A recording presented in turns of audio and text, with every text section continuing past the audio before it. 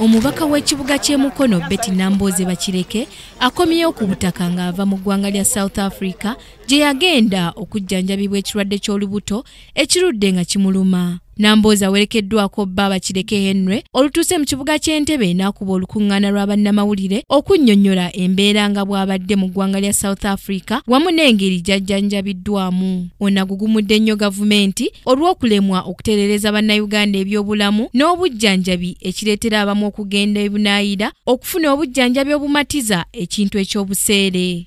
My clinical experience in South Africa is a sad awakening to the state of health care in Uganda. Even in poor localities like Soweto, the people enjoy superior medical facilities and have access to medical insurance cover. We should be seen to invest seriously in the health care sector as a matter of priority. Statistics in Uganda present grim pictures of having the least number of doctors and nurses in the world. The state of the country's health care system is awful.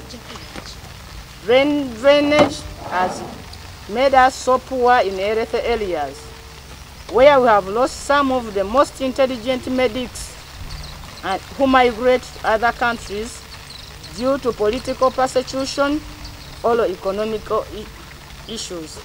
Nambooze ategeezezza nga kati bwagenza atereera ng'era akakasizza nga bwe baamulungira obutwa wabula n'asiima abasawo abamulagirira abakugu abamukozeeko mu ggwanga lya South Africa. Naye ekimwewuunyisizza nti bonna baana nzaalwa za Uganda. Why we chose South Africa in the first place is that we had suspicion that my illness had something to do with poison. On a more serious note, I also call upon government to address by way of clearing the air on the rampant poison and toxicity scares across the nation.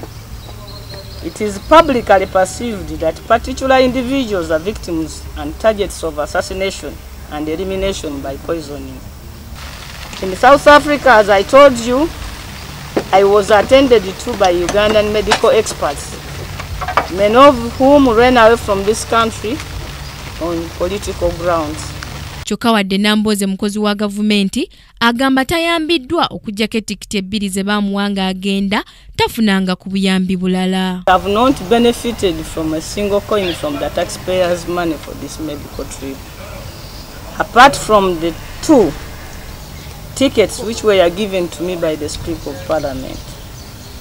Up to now, the Medical Board of Uganda are still investigating and consulting to see if I'm worthy support to be treated abroad.